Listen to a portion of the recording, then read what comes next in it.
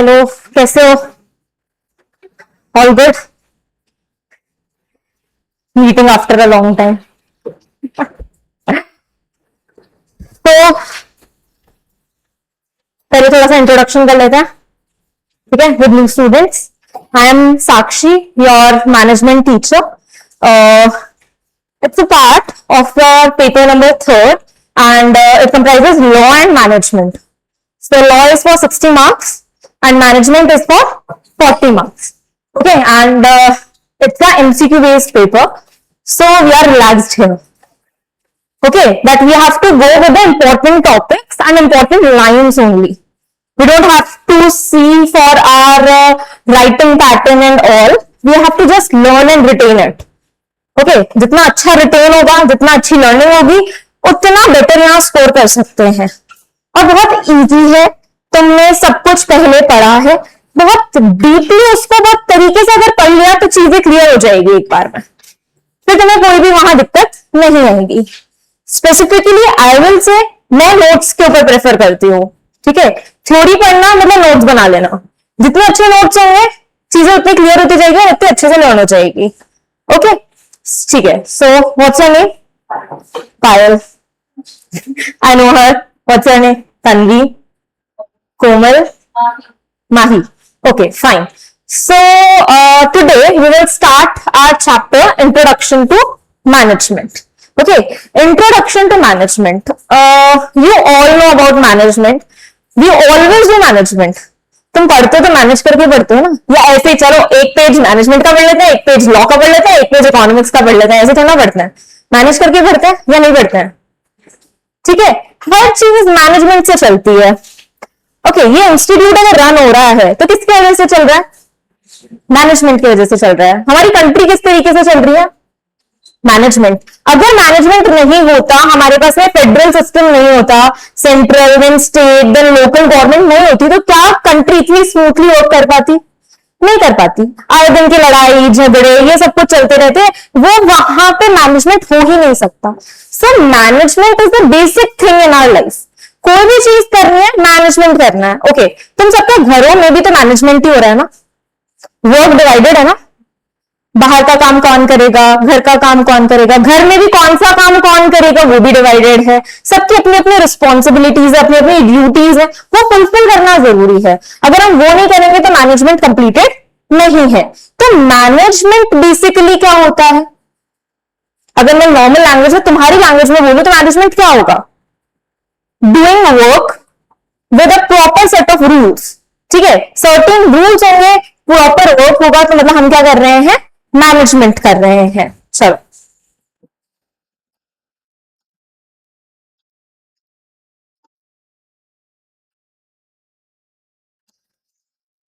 so discipline of management is perhaps the most crucial factor determining the success or failure of any collective human endeavor, but it a multinational corporation, a government agency or a small non-profit organization, कोई भी हो, एक छोटी सी unit हो, ये पूरा बड़ा world जैसा जो चीज है, हर जगह मैनेजमेंट है। ठीक है, why there is UN, United Nations, क्यों बना हुआ है? यूएन क्या है? एक पूरा एजेंसी है जो पूरे वर्ल्ड की चीजों को संभाल रहा है। क्या जरूरत है? कोई आइडिया? क्या नेसेसिटी है इस चीज की? सोचो एक बार। हर नेशन के बीच में लड़ाइयां होगी, ठीक है, तुमने ये नहीं किया, तुमने वो नहीं किया, तुम हमारी बाउंड्री में आ गए, तुमने ये कर दिया। ये सबको रोकने के लिए यूएन बना और यूएन इन सब चीजों को संभाल रहा है, वो भी तो मैनेजमेंट का ही काम कर रहा है। अभी वर्ल्ड वॉर कंडीशन चल रही है, ठीक है, हो सकता है कि हो जाए, है ना, अभी नॉट श्योर वाली कंडीशन है, बट हो सकता है हो जाए। बट यहाँ पे सारी चीजों को बैलेंस कौन कर रहा है? यूएन कर रहा है। वो कहीं ना कहीं चीजों को सही करने में लग रहा है कि कैसे भी करके सारे कंट्रीज जो है वो पीस में आ जाए और ये वॉर ना हो, क्योंकि अगर वॉर होगा तो सबका मैनेजमेंट बिगड़ेगा, सबकी चीजें क्या हो जाएगी? खराब हो जाएगी। तो यही बोल रहे हैं यहाँ पे कि एक क्रूशियल फैक्टर है। क्या है? क्रूशियल फैक्टर है जो डिटरमाइन करता है सक्सेस और failure of any collective human endeavour. अब management is not merely a set of rules, यहां सिर्फ सेट ऑफ रूल्स नहीं है, ये एक डायनेमिक प्रोसेस है that breathes life into resources, converting disorganised resources into a powerful goal achieving entity. बड़े भयानक भयानक से बड़े बड़े वर्ड्स लिखे हैं, सिंपल लैंग्वेज में समझोगे बहुत इजीली क्लियरली समझ में आएगा। क्या लिखा है देखो, डायनेमिक प्रोसेस है। डायनेमिक मतलब, डायनेमिक का मतलब क्या होता है? चेंजेबल। तुम्हारे लिए मैनेजमेंट कुछ और हो सकता है, मेरे लिए मैनेजमेंट कुछ और हो सकता है। मुझे मैनेज करना है क्लासेस कब कौन सी कहां लेनी है, तुम्हें क्या मैनेज करना है, कैसे पढ़ना है, मुझे सेल्फ स्टडी कब करनी है, मुझे कोचिंग कब जाना है, मुझे मॉक टेस्ट कब देने हैं, मुझे एक्स्ट्रा कब पढ़ना है, वो सारी चीजें तुम्हारे ऊपर है। सबका मैनेजमेंट अलग हुआ, सबके लिए रूल्स अलग होंगे, मेरे रूल्स अलग होंगे, तुम्हारे रूल्स अलग होंगे, तो वो डायनेमिक प्रोसेस है। जो रिसोर्सेस को कन्वर्ट किसमें करता है, नॉर्मल रिसोर्सेस को हम एक ऐसे रिसोर्स में कन्वर्ट करते हैं जो हमारे लिए गोल ओरिएंटेड होगा। सबका एक गोल है, स्पेसिफिक गोल है। तुम्हारा गोल क्या है, तुमको क्लियर करना है, कैसे भी करके एग्जाम क्लियर करना है, कितना भी पढ़ा लो, कुछ भी कर लो, ऐसे मैनेजमेंट करना है कि वो मेरा गोल कंप्लीट हो जाए। तो सबको गोल ओरिएंटेड वर्क करना है, मतलब गोल अचीविंग एंटिटी है। हमें हमारा गोल अचीव करने के लिए चीजों को मैनेज करना है, दैट इज मैनेजमेंट। ठीक है, चलो नोटबुक्स है, निकालो।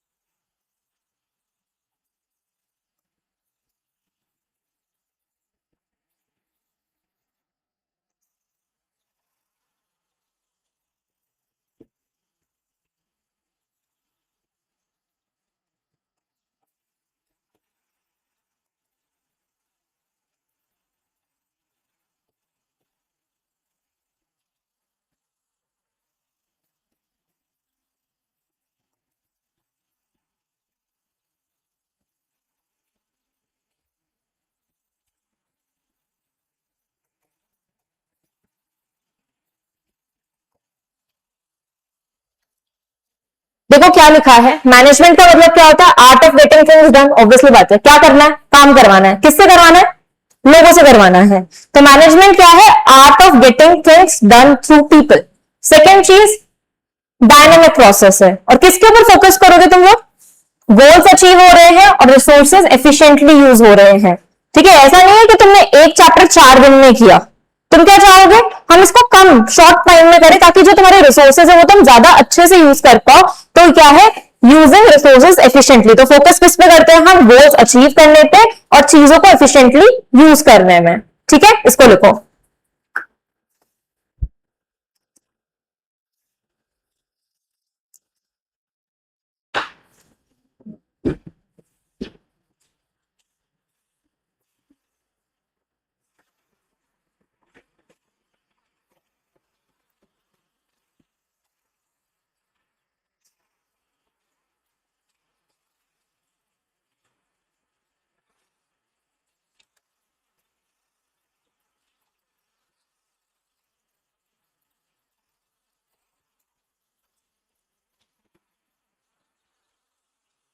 अच्छा, कहां कहां पे एग्जिस्ट करता है मैनेजमेंट, मैनेजमेंट कहां कहां यूज आता है, हाँ वो तो मैनेजमेंट के नेचर हो गए। ठीक है, कि मैनेजमेंट कैसा है, मैनेजमेंट कहां काम आता है, हर जगह काम आता है। तो एग्जिस्ट इन ऑल ऑर्गेनाइजेशन। ठीक है, exist in all organizations.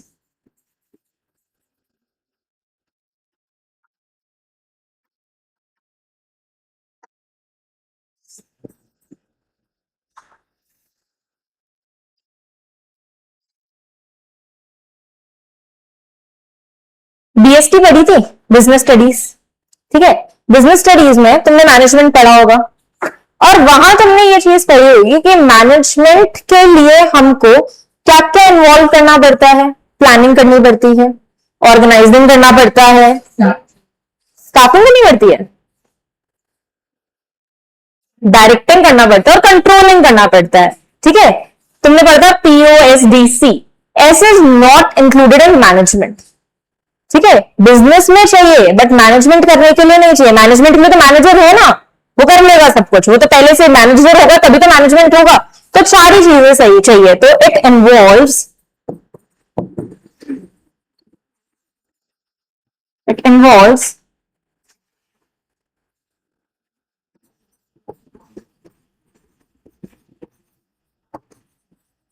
Planning, organizing,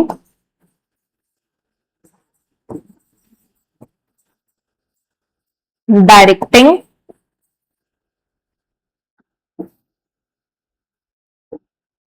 and controlling.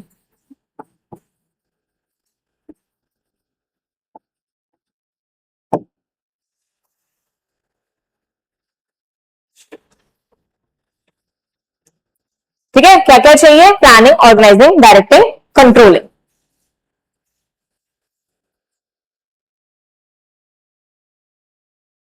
Done with this? अच्छा, फर्स्ट टाइम इतनी लेट क्लास है क्या? शायद सुबह जल्दी शुरू हो गया होगा ऐसा कुछ, इसमें तुम्हारी शक्लों पे थकान दिख रही है। ठीक है, ये अपना बड़ा पोर्शन हो चुका है। अब आगे आते हैं दिस पार्ट। ये टेबल ना बहुत इंपॉर्टेंट है, हमेशा याद रखना। जब भी एमसीक्यू पैटर्न होता है तो ये डेफिनेशंस जो होती है ना, ये बहुत इंपॉर्टेंट होती है और उनसे क्वेश्चन पक्का आता ही आता है। ठीक है, तो ये तो बहुत अच्छे से लर्न करनी है, बहुत अच्छे से, इतने अच्छे से कि दिमाग में सीधे बैठ जाना चाहिए कि इसमें क्या क्या था। देखो,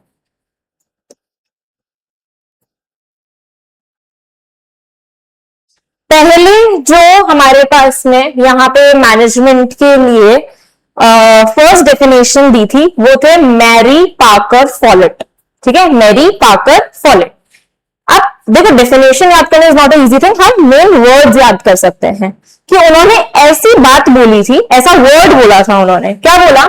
management is the art, management is the art of getting things done through people. Okay, management क्या है? लोगों से काम करवाने की एक कला। लोगों से कैसे काम करवा सकते हैं उसका जो आर्ट है वो क्या है? मैनेजमेंट। तो उन्होंने क्या बोला? ह्यूमन रिलेशन और लीडरशिप के ऊपर फोकस किया, है ना। ह्यूमन रिलेशन हमारा एक लीडर के साथ में फोकस किया कि किस तरीके से एक लीडर सबसे काम करवा सकता है। ठीक है, तो वो मैनेजर क्या होता है? लीडर होता है। और जितने भी नीचे वर्कर्स हैं या एम्प्लॉइज हैं वो सारे क्या है? वो ह्यूमन रिलेशन हो गए। तो उनके बीच में क्या रिलेशन है? वो मैनेजर क्या आर्ट लगाता है उन सबसे काम करवाने के लिए, वो किसने बोला था? मैरी पार्कर फॉलेट ने। क्या बोला था मैरी पार्कर फॉलेट ने? क्या? लोगों से कैसे काम करवाना है, सिंपल लैंग्वेज में याद करेंगे। लोगों से कैसा काम करवाना है किसने बोला था? मैरी पार्कर फॉलेट ने। दो चीजों पे फोकस किया, ह्यूमन रिलेशंस और लीडरशिप पे। ठीक है, फिर आते हैं FW टेलर, नाम सुना? ठीक है, पढ़ा है, प्रिंसिपल्स पढ़े हैं इनके। FW टेलर ने क्या बोला? Management is knowing exactly what you want men to do and seeing them that they do it in best and cheapest way. पहली चीज काम करवाना है लोगों से। दूसरी चीज उनको देखना भी पड़ेगा कि वो क्या कर रहे हैं, कैसा कर रहे हैं और क्या वो चीपेस्ट वे में कर पा रहे हैं या नहीं कर पा रहे हैं। मानो हमारे पास दो इंडस्ट्रीज हैं, ठीक है, एक काम करती है, उनको कुछ $1000 लगते हैं, है ना। वो $1000 में पूरा काम कर लेती हैं। और एक इंडस्ट्री है वो इतना तो धीरे काम करती है, उनके पास लेबर भी इतना ज्यादा है और उनके रिसोर्सेज भी एक्स्ट्रा यूज होते हैं, मतलब वो लोग है ना वेस्टेज निकाल देते हैं, इतना ज्यादा एफिशिएंटली वर्क नहीं कर रहे हैं और उनको $2000 लगते हैं। तो कौन सी इंडस्ट्री बेस्ट होगी? $1000 वाली। क्यों बेस्ट होगी? क्योंकि वो रिसोर्सेज एफिशिएंटली यूज कर रहे हैं। यार देखो, सिर्फ पैसे की बात नहीं होती है कहीं पे भी, हमारे नेचर में जो चीजें हैं वो लिमिटेड है, लिमिटेड है ना, तो हमें यूज करना है, बट उनको इस तरीके से यूज करना है कि वो दूसरों के लिए भी बचे। हमने एक बार तो $1000 लगा दिए, उन्होंने भी एक बार $2000 लगा दिए, नेक्स्ट टाइम लेने का मिला ही नहीं, फिर क्या होगा? फिर क्या होगा? मैं नेक्स्ट टाइम लेने गई, वो $2000 का हमने इतना सारा मटेरियल लेके आए, सारा वेस्ट कर दिया। अगर वो $1000 वाले में जाता तो डबल टाइम प्रोडक्शन हो जाता ना उतने टाइम में। तो चीजों का इसलिए एफिशिएंटली यूज करना जरूरी है because they are gift to us. ठीक है, गॉड के गिफ्ट है हमारे पास में, तो हमें उनको एफिशिएंटली यूज करना इसलिए जरूरी है because they are limited in nature. तो क्या बोला है? Management exactly what you want men to do and see what they do in the best and cheapest way. किसने कहा? FW टेलर ने। क्या फोकस किया? एफिशिएंसी और कॉस्ट रिडक्शन पे। एफिशिएंसी और कॉस्ट रिडक्शन पे। मेरी पार्कर फॉलेट ने किसके ऊपर फोकस किया था? और हेनरी और ये FW टेलर ने कॉस्ट एफिशिएंसी और कॉस्ट रिडक्शन और एफिशिएंसी पे। फिर आते हैं Henry Fayol. To manage is to forecast. अच्छा, फोरकास्ट का मतलब पता है? प्रिडिक्शन। ठीक है, फोरकास्ट का मतलब क्या है? प्रिडिक्शन। वेदर फोरकास्ट मतलब वेदर प्रिडिक्शन। तो to manage is to forecast and to plan. ठीक है, क्या करेंगे?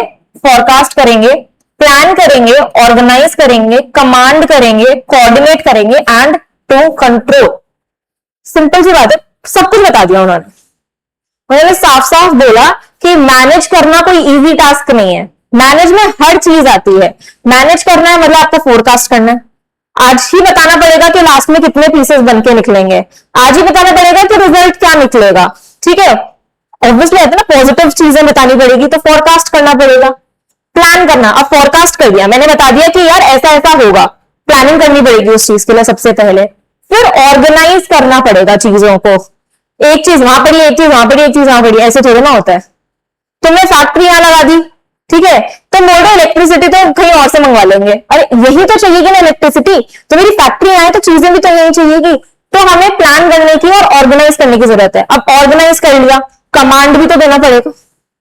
वर्कर ऐसे काम कर लेते हैं क्या? उनको बताना पड़ता है ना, हमें तुम्हें बताना पड़ेगा ना बेटा ऐसे पढ़ना है, या तुमको ऐसे चीजों को करना है, तो कमांड करना जरूरी है। तो पहली चीज फोरकास्ट करना, दूसरी चीज प्लान करना, तीसरा ऑर्गेनाइज करना, नेक्स्ट कमांड देना, फिर उसके बाद कोऑर्डिनेट करना। कमांड दे दिया, मैंने बोल दिया हाँ ऐसे ऐसे पढ़ लेना। अब मैंने आके पूछा ही नहीं वापस से कभी कि तुमने क्या पढ़ा, ठीक है, तुम्हारा कभी टेस्ट ही नहीं लिया, तो क्या होगा? तुम तो ढीले हो जाओगे। हाँ ठीक है, कर लेंगे यार वर्कर्स, तुम फिर भी नहीं होगे क्योंकि तुम्हें पता है कि तुम्हें क्लियर करना है। वर्कर्स क्या करेंगे? पैसे तो मिल ही रहे हैं ना, करे तो ठीक है, नहीं करे तो ठीक है, अगली की फैक्ट्री अगला जाने। तो उसके बाद में चीजें भी करनी जरूरत है, कोऑर्डिनेट करने की जरूरत होती है। और अगर कोऑर्डिनेशन सही नहीं है तो कंट्रोल भी करना पड़ेगा चीजों को, खुद का मैनेजमेंट देखना पड़ेगा कि कितना कंट्रोल मैनेजर का टू द एम्प्लॉयर है। ठीक है, सो हेनरी फेरोल ने कहीं ना कहीं बहुत अच्छी डेफिनेशन बताई, एग्जैक्टली मैनेजर के वर्क को डिस्क्राइब किया। क्या क्या बोला? फोरकास्ट करना, प्लान करना, ऑर्गेनाइज और कंट्रोल। ठीक है, सो इन्होंने एडमिनिस्ट्रेटिव फंक्शंस के ऊपर, जो क्लासिकल मैनेजमेंट होता है उसके ऊपर फोकस किया। ठीक है, सबसे पहले कौन सा साइंटिस्ट है यहां पे? क्या बोला उन्होंने? काम कैसे करवाना, किसके ऊपर फोकस किया? ह्यूमन रिलेशन एंड, ठीक है। उसके बाद में कौन आया? FW Taylor. उन्होंने क्या बोला? कॉस्ट रिडक्शन एंड एफिशिएंसी पे काम करना पड़ेगा। और हेनरी फेरोल ने क्या बोला? किस पे फोकस किया? एडमिनिस्ट्रेटिव फंक्शंस पे। क्या क्या चीजें बताई, क्या करना पड़ेगा मैनेजर को? ठीक है, एक बार दिमाग में तो सेट होगा, लर्न नहीं हुआ मुझे पता है, ठीक है, बोर्ड से देखना पड़ता है, बट दिमाग में सेट हो रहा है कि किसने क्या करवाया था। फिर आए Peter Drucker. Management is a multipurpose organ. एक ऑर्गन का काम नहीं करता, जैसे हमारी बॉडी, ये थोड़ा साइंस वाली फील्ड से है, तो ये थोड़ी साइंस वाली डेफिनेशन देंगे। कि मल्टीपर्पज ऑर्गन है। हमारी बॉडी में सारे ऑर्गन्स कैसे हैं, एक ऑर्गन एक ही काम करता है ना। तुम्हारे हाथ हाथ वाले काम करेंगे ना, पैर वाले काम थोड़ी ना कर लेंगे, आंखें देखने का ही काम करेगी ना। बट मैनेजमेंट क्या है, मल्टीपर्पज ऑर्गन है जो मैनेज करता है एक बिजनेस को। पहली चीज, बिजनेस को मैनेज करने का काम किया, मैनेजर्स को भी मैनेज करता है, उसके बाद में वर्कर्स को भी मैनेज करता है और वर्क को भी मैनेज करता है। सबको मैनेज करने का काम कौन करेगा, मैनेजमेंट करेगा। किस किस को करेगा, सबसे पहले बिजनेस बना, उसमें मैनेजर आया, मैनेजर के बाद में वर्कर्स आए, और वर्कर्स क्या करेंगे, वर्क करेंगे। तो सबको मैनेज करने का काम कौन कर रहा है, मैनेजमेंट कर रहा है। किसने कहा, पीटर ड्रकर ने। सो ये क्या फोकस करते हैं, holistic organisational role of management. Holistic मतलब ओवरऑल डेवलपमेंट, हॉलिस्टिक का मतलब होता है ओवरऑल डेवलपमेंट। तो ये ओवरऑल डेवलपमेंट के बारे में बात कर रहे थे और ऑर्गेनाइजेशनल रोल के बारे में बात कर रहे थे। कौन से चार हमने साइंटिस्ट पढ़े, मैरी, दूसरा डब्ल्यू टेलर, हेनरी फॉल और पीटर ड्रकर। ठीक है, समझ में आया, क्लियर एकदम दिमाग में। ठीक है, इसको लिखवाने की जरूरत है या ये एज इट इज तुम बुक से पढ़ लोगे, बुक से पढ़ लोगे, चलो।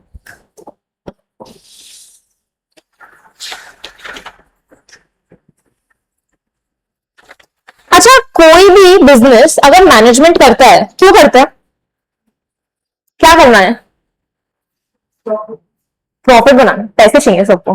ठीक है, वर्कर काम कर रहे थे, क्यों कर रहे हैं, पैसे चाहिए। तो टू क्रिएट वेल्थ। तो अगर मैं सिंपल बात में बोलूं तो ऑब्जेक्टिव क्या है मैनेजमेंट का, to create wealth, to create wealth. ठीक है, और मैनेजर का काम क्या होता है कि वो ऑर्गेनाइजेशन में वैल्यू ऐड करता है ना। मैं मैनेजर, पहले तो मैनेजर रखते ही नहीं थे, आजकल के मैनेजर की जरूरत पड़ती है। हर इंस्टीट्यूट में एक वो अलग से होता है कि मैनेजर तो हमको चाहिए ही चाहिए। ठीक है, एमबीए करके बुलाते इसीलिए कि मैनेजमेंट के लिए मैनेजर चाहिए हमको। हाँ, या एग्जैक्टली, पहले ना लोगों को पता ही नहीं था, खुद ही कर लेते थे जो करना था। हाँ, हम हेड है, हम सब कुछ कर लेंगे, बट ऐसा नहीं है। मैनेजर इज रिक्वायर्ड, क्योंकि अगर मैनेजमेंट नहीं होगा तरीके से तो कहीं ना कहीं हम लैक कर जाते हैं, है ना। एक दूसरे ऑर्गेनाइजेशन से देखें तो हम कहीं ना कहीं लैक कर जाते हैं, इसलिए मैनेजर की जरूरत है। तो मैनेजर क्या करता है, वैल्यू ऐड करता है टू द ऑर्गेनाइजेशन। नहीं तो वो तो फ्री फोकट पे तो खा रहा है, मैनेजमेंट तो करना, वो तो खुद बॉस भी कर लेगा, बट बॉस और चीजों को संभालेगा या मैनेजमेंट करेगा। ठीक है, तो इसलिए मैनेजर का रिक्वायरमेंट है। देखो अब यहाँ इस पैराग्राफ में यही लिखा हुआ है, purpose of organization. The purpose of organization is to create wealth. If the primary purpose of the business or institution is to create wealth, then the manager's primary role is to add value to its wealth creating process. अगर primary purpose की बात करें business या institution की, तो वो क्या है, वेल्थ क्रिएट करना। तो मैनेजर का क्या प्राइमरी फंक्शन है, वैल्यू ऐड करना for the wealth creating process. ठीक है, अपनी नोटबुक में लिखो, क्योंकि ये छोटी सी लाइन है, कहीं दिखेगी नहीं तुमको।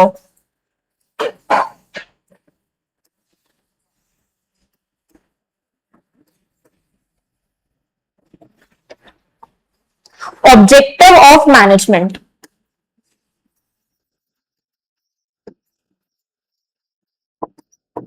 ऑब्जेक्टिव ऑफ मैनेजमेंट,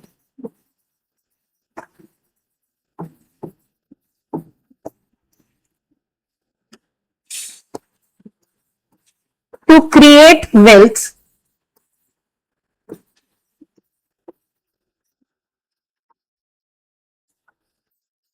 और सेकेंड पॉइंट लिखो, मैनेजर्स रोल,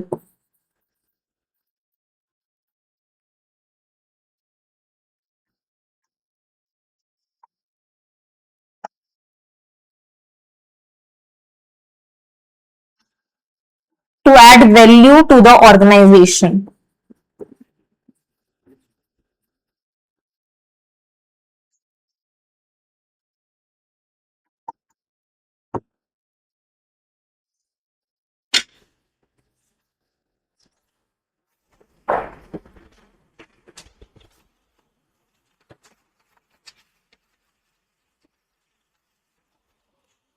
या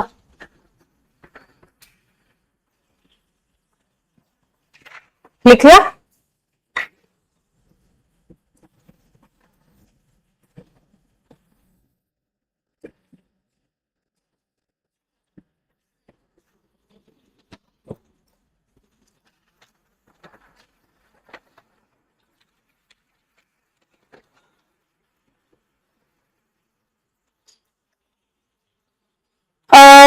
पिरामिड्स देखे हैं, सुना होगा, फोटोज में देखे होंगे, कैसे बने हुए होते हैं?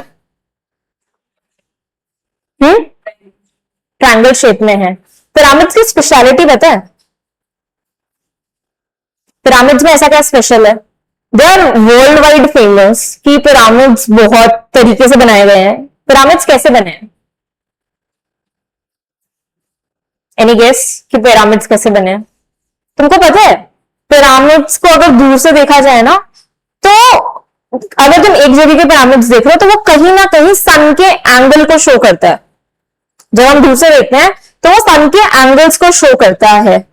तो पिरामिड्स को कितना सोच के बनाया होगा ना, कितना सोच समझ के बनाया होगा कि मतलब आप एक फॉर्मेशन नीचे से ऊपर लेके जा रहे हो और जब ऊपर लेके जाओगे तो वो एकदम सन के कनेक्ट बनेगा। ठीक है, पिरामिड जैसे ना अलग अलग डायरेक्शन में होता है, जब तुम देखोगे तो ऐसा लगेगा सन के एकदम एग्जैक्ट 90 डिग्री पे बनाया है, 90 डिग्री पे दिख रहा है। तो वहां पे भी मैनेजमेंट लगा होगा ना, प्लान करना पड़ा होगा कि नीचे से इतना बेस लेंगे, ऊपर जाते जाते इतना डिग्री आ जाएगा। तो that is management. Okay, so management not started from modern era, it is coming from ancient times. ठीक है, तब से ही मैनेजमेंट चल रहा है कि किस तरीके से हमें चीजों को मैनेज करना चाहिए।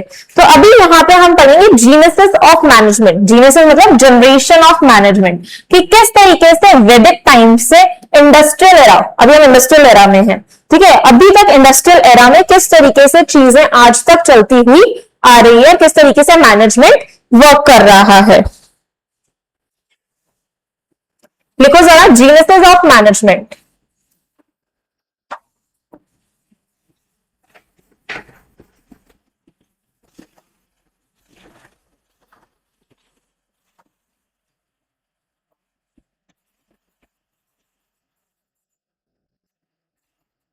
Genesis of management.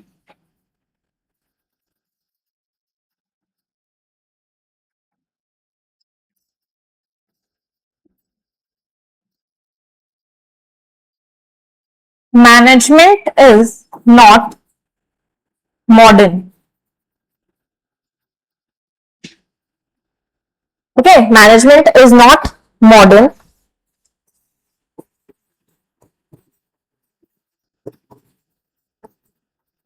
It existed from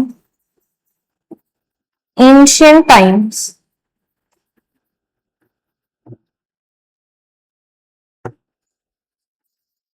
Example, formation of pyramid,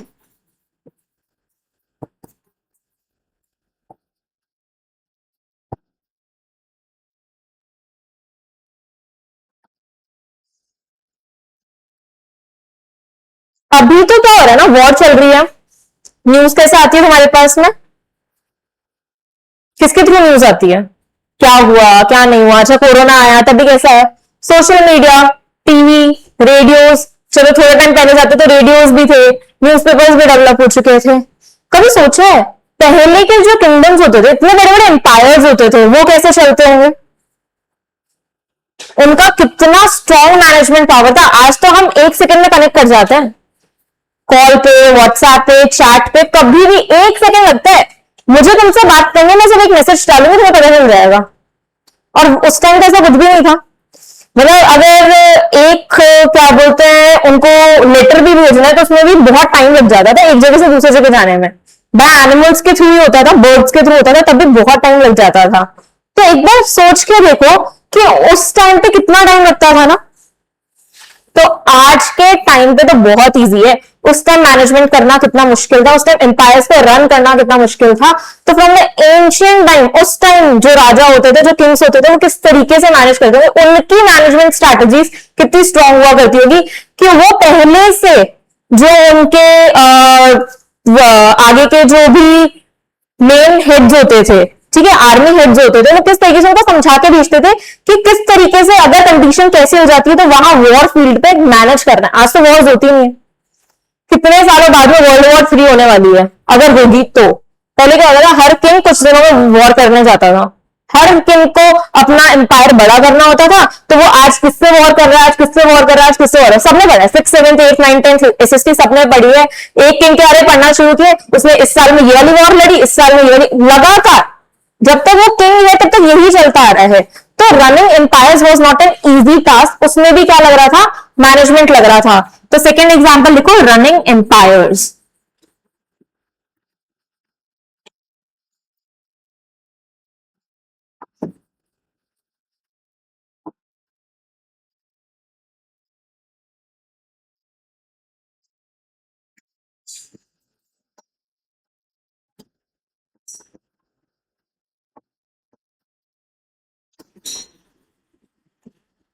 पहले क्या ट्रेडिंग सिस्टम होता था, कैसे ट्रेड करते थे, आज तो मनी है, पहले कैसे होता था?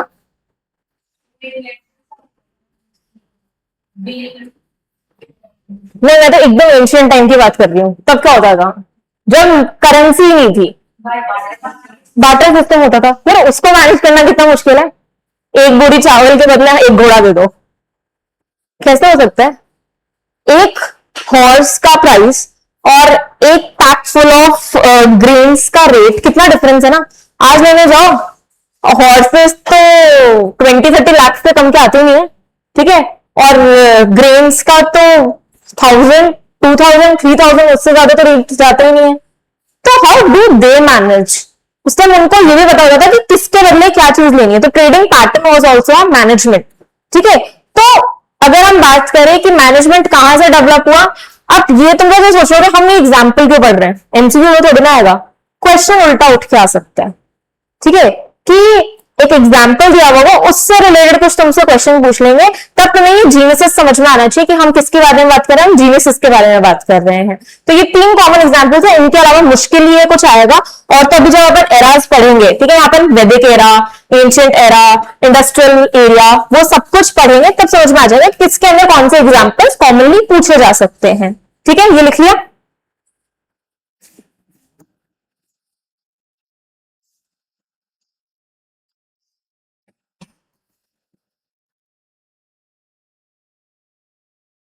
देखो, सबसे पहले हम पढ़ेंगे एंशिएंट एंड वैदिक एरा, जिसमें हम अर्थ शास्त्र के बारे में पढ़ेंगे, ओके। उसके बाद में हम पढ़ेंगे प्री इंडस्ट्रियल एरा, और फिर आएगा हमारा इंडस्ट्रियल रेवोल्यूशन, और इंडस्ट्रियल रेवोल्यूशन के अलग अलग पार्ट्स पढ़ेंगे, ठीक है। सबसे पहले आते हैं वैदिक एरा और एंशिएंट टाइम पे।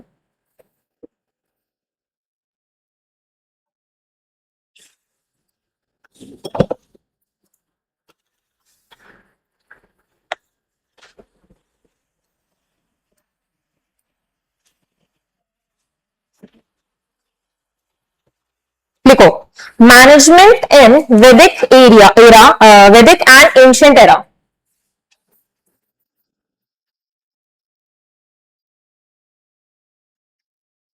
मैनेजमेंट इन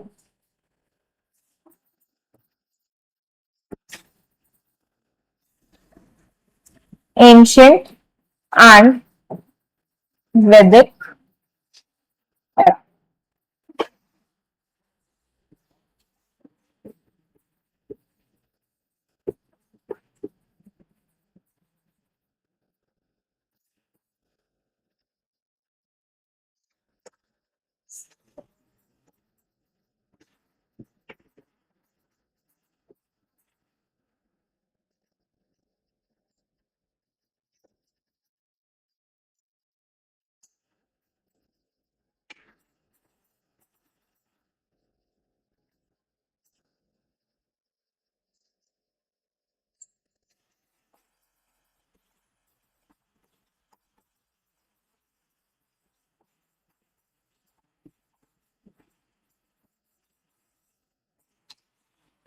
देखो, जब वैदिक एरिया या एरा या फिर एंशिएंट एरा था, तब ना बेसिकली 3 ही चीजें हुआ करती थी।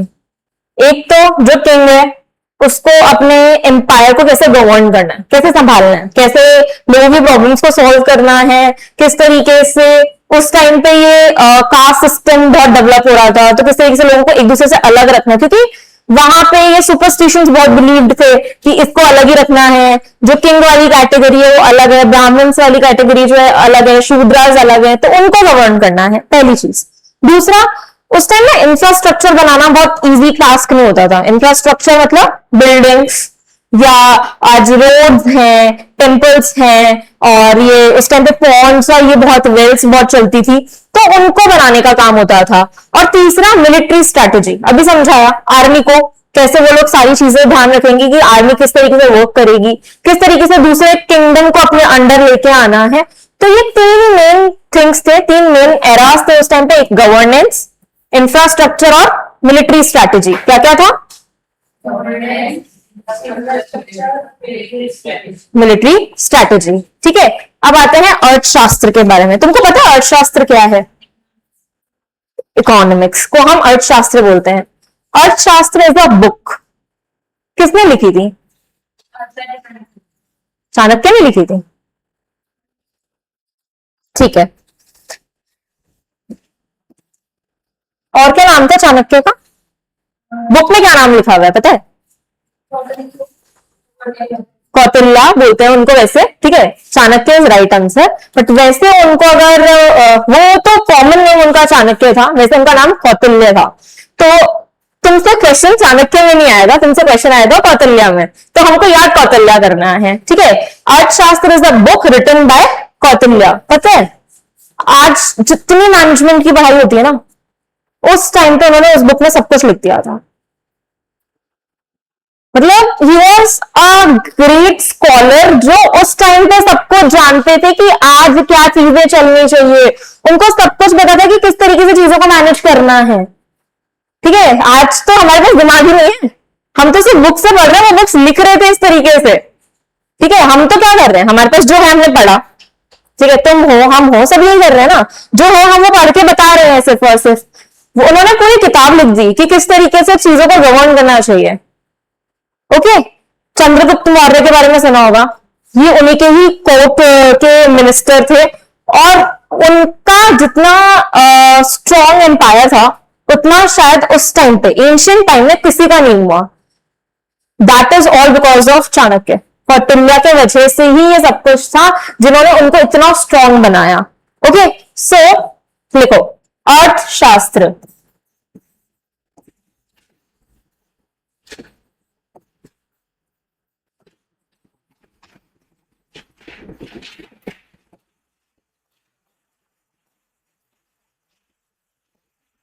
किसने लिखी book? Book written by Kautilya.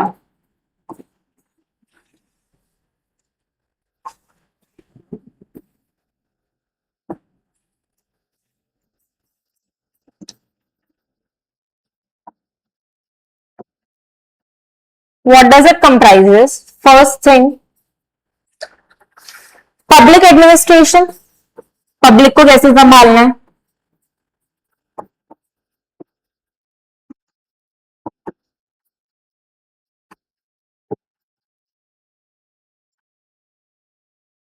Second, taxation and finance,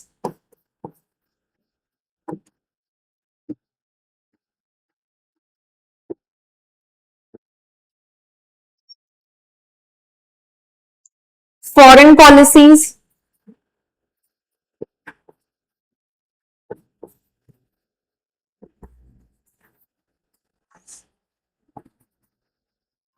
judicial system.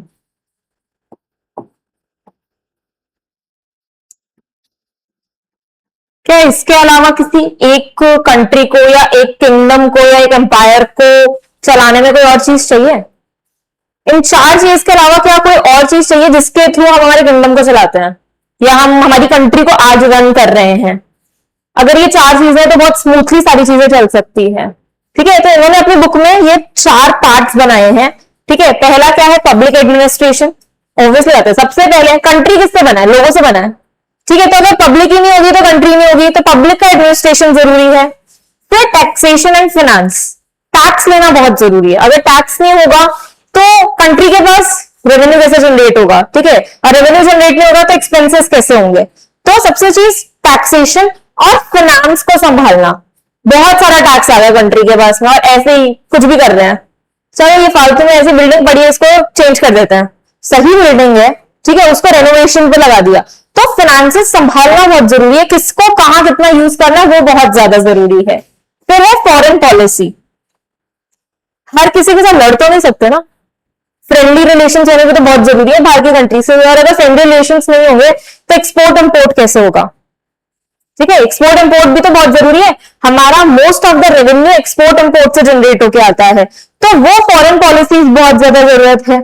चलो अगर लड़ाई झगड़े हो भी गए तो जुडिशियल सिस्टम बहुत ज्यादा इंपॉर्टेंट है। तो 4 चीजें चाहिए कंट्री को गवर्न करने के लिए। क्या क्या चाहिए? पहला, दूसरा, तीसरा and the last one judicial system. तो ये चारों कौन सी बुक में थे? अर्थशास्त्र। किसने लिखी थी? कौटिल्य ने लिखी थी। कौन से एरा में लिखी थी? एंशिएंट एंड वैदिक एरा में लिखी थी। ठीक है, हम पढ़ी अभी एंशिएंट एंड वैदिक एरा रहे हैं, तो उसी की ही बात होगी सारी। अब इन्होंने कुछ मैनेजमेंट कॉन्सेप्ट्स बताए थे।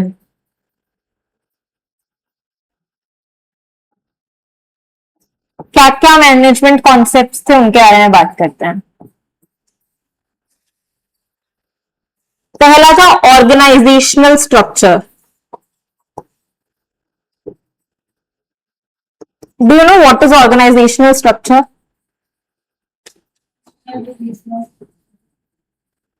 Right, functional divisional. क्या होता है ये?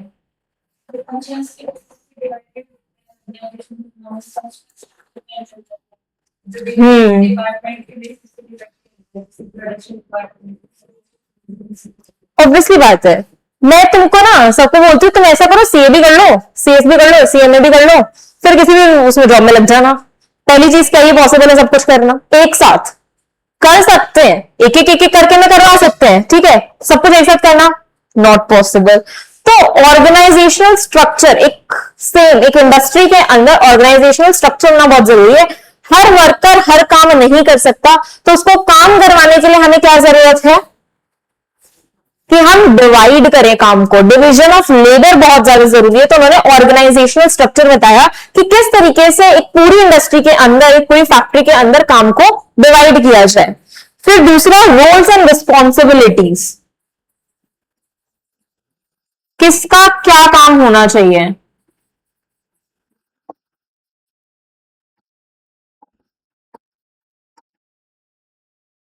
सेंट्रलाइजेशन डिसेंट्रलाइजेशन पढ़ा था? क्या होता है सेंट्रलाइजेशन में? सारा लीडर ही काम करके देता है, उसको पता है उसको कब किसको क्या बताना है। तो roles and responsibilities must be clear. ठीक है, किसका क्या रोल है वो क्लियर होना जरूरी है, किसको कितना काम करना है वो जरूरी है। Okay, next one, resource allocation, कहां से चीजों को लेना है और कहां लगाना है। Resource allocation.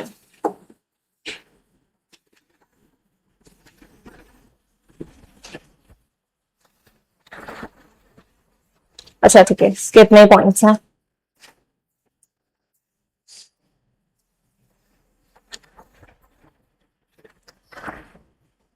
अगर हम इसके कंक्लूजन की बात करें, बुक के कंक्लूजन की बात करते हैं, तो वो 3 चीजें शो करता है हमको। ठीक है, पहली चीज स्पेशलाइजेशन, हर काम का स्पेशलाइजेशन होना चाहिए। सामने वाले को काम आते नहीं और हमने उसको दे दे तो ये काम कर ले, क्या वो कर सकता है? और एक जो बंदा स्पेशलाइज्ड है वो काम करेगा, कौन बेटर करेगा? स्पेशलाइज्ड करेगा। आजकल क्यों बोलते हैं कि मैनेजमेंट कर लो, मतलब कुछ अच्छी डिग्री ले लो, बिजनेस करना तो उसके बाद में कर लेना। क्यों? क्योंकि जिसके पास डिग्री है, जिसने स्पेशलाइजेशन किया है, वो ज्यादा बेटरली उस चीज को परफॉर्म करेगा। उसको पता है कि कब कहां किस चीज को किस तरीके से अप्लाई कर सकते हैं। अच्छा, जो लॉ का काम होता है वो सीएस को ही क्यों दिया जाता है, और जो टैक्स का काम होता है वो सीए को दिया जाता है? तुम क्या पढ़ते हो? लॉ के बारे में पढ़ोगे। जब तुम आगे बढ़ोगे तुम यही पढ़ोगे कि किस तरीके से एक कंपनी के अंदर चीजों को फॉर्मेट में रखना चाहिए, क्या हम आगे चीजों को किस तरीके से लॉ के अंदर लेके आ सकते हैं। और सीए कैसे क्या पढ़ता है? टैक्स क्या बढ़ता है। ठीक है, टैक्स एवेजन कैसे कर सकते हैं, हम कम टैक्स कैसे दे, किस चीज को हम किस तरीके से दिखा सकते हैं, तो वो काम कौन करेगा? सीए करेगा, तो तुम्हारा स्पेशलाइजेशन है ना, वो वही काम कर सकता है और तुम वही काम कर सकते हो, तो स्पेशलाइजेशन जरूरी है। Next hierarchy. What is hierarchy? Hierarchy मतलब होता है फ्रॉम टॉप टू बॉटम, क्या किसके पास काम होना चाहिए। लीडर वाला काम दे देती है एम्प्लॉय को, एम्प्लॉय वाला काम दे देती है लीडर को, क्या काम चल सकता है फिर इंडस्ट्री का? फैक्ट्री वर्क करेगी, करेगी तो सही, बट क्या करेगी वो पता नहीं, क्योंकि एम्प्लॉय के पास तो लीडर वाला थोड़ा दिमाग है, ठीक है, या लीडर के पास वो स्किल्स थोड़े ना जो एम्प्लॉय काम कर सकता है। So hierarchy is also important. Then next is accountability.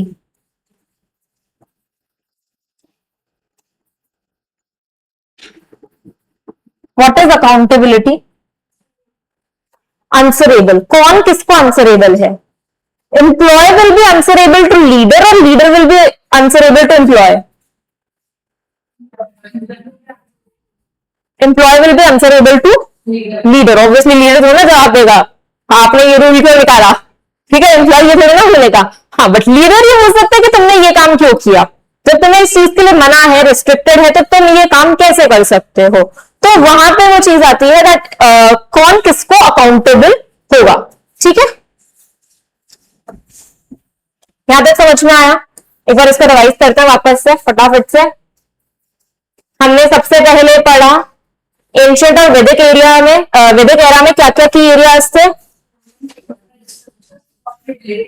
Right, governance, infrastructure और मिलिट्री सर्विसेज, मिलिट्री स्ट्रैटेजी। फिर हमने किसके बारे में पढ़ा? अर्थशास्त्र के बारे में। अर्थशास्त्र क्या है? बुक है, किसने लिखी है? कौटिल्य ने लिखी है। क्या क्या लिखा है इन्होंने इसके अंदर, किस किस के बारे में बताया है?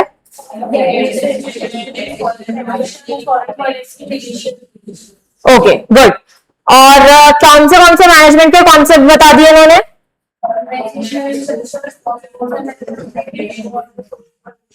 Resource allocation. क्या कंक्लूजन निकलता है बुक का? ठीक है कि ये तीनों चीजें होनी बहुत ज्यादा नेसेसरी है अगर हमें तरीके से किसी चीज को मैनेज करना है तो।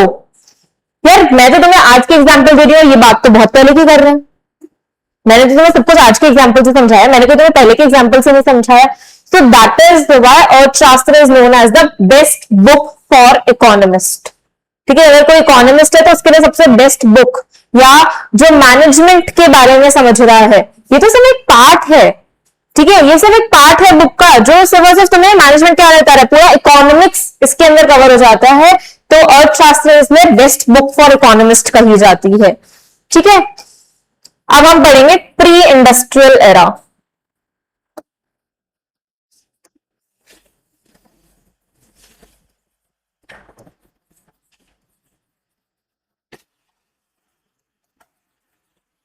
प्री इंडस्ट्रियल एरा,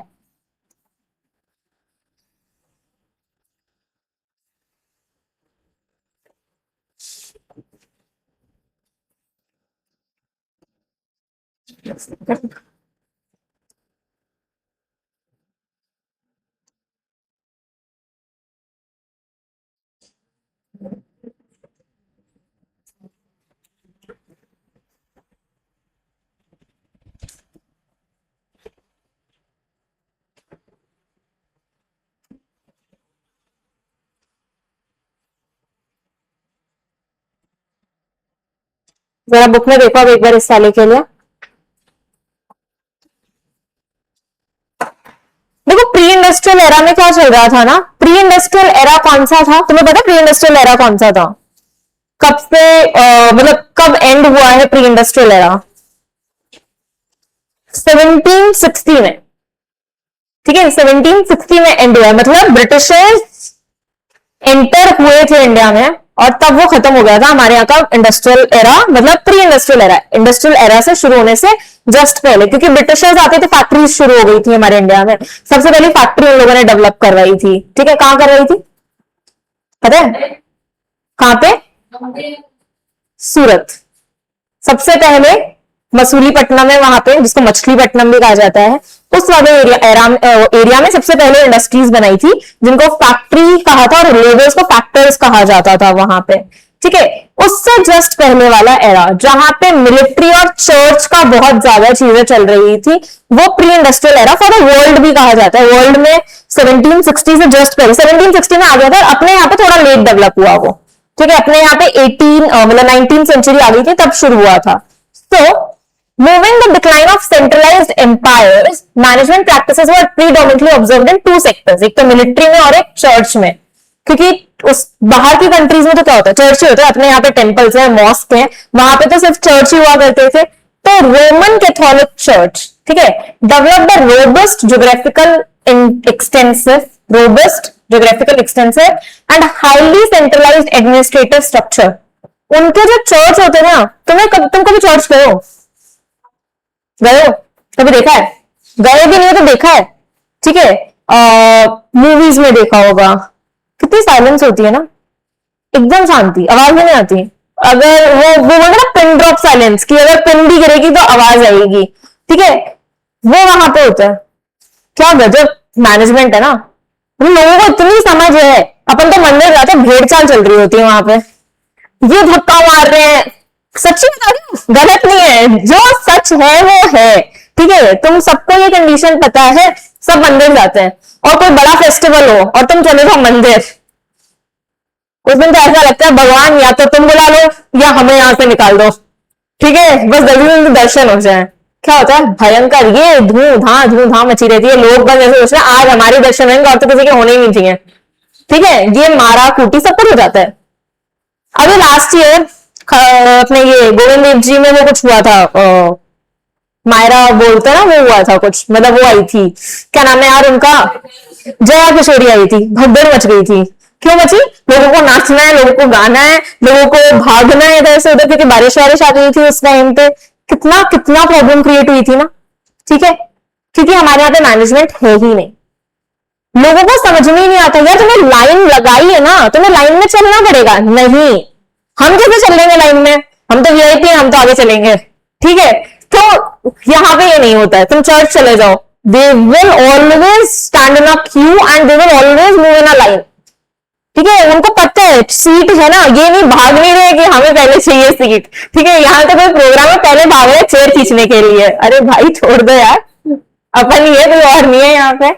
सो रोमन कैथोलिक चर्चेस में हाँ रोबस्ट है, ज्योग्राफिकल एक्सटेंसिव है, ऐसी लोकेशन चूज करते हैं जहां पे हर कोई आ सकता है, वो हमारे यहाँ पे भी है, ठीक है, highly centralised administrative structure and that survives to this day.